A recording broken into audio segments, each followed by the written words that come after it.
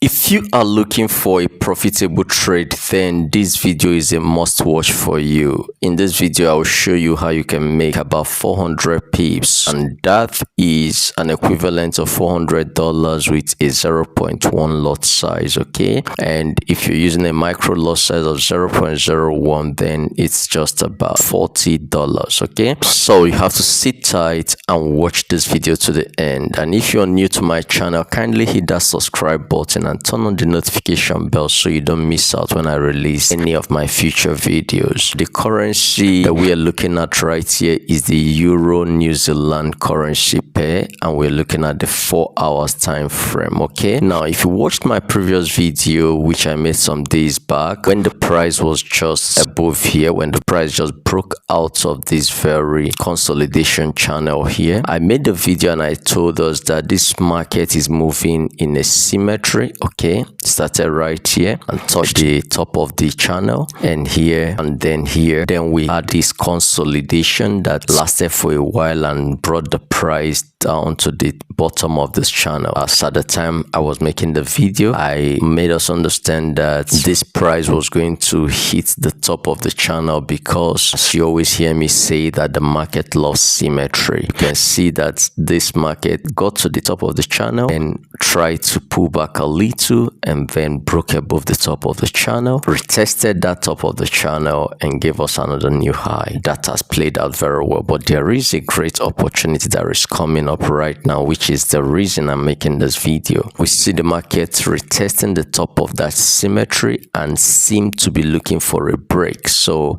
here is a demand zone. Price is just sitting on this demand zone and price is attempting to close below this very channel. Now the opportunity is this: if we can get a sustained close below this very channel, then we'll see price dropping back to the bottom of this channel, because that will make every price move over here to become a fake out. So this whole thing will be a fake out if we get a confirmed close below this very channel, and a fake out in one direction will lead to an extended move in the opposite direction. So that means it will take price back down to this very point. As long as the subsequent candlesticks do not close above this very channel top, then we'll see price moving down towards this point, and that will be taking price to around 1.8360 area, and that will be coinciding with the top of this very descending channel that was broken when price was moving up. Okay,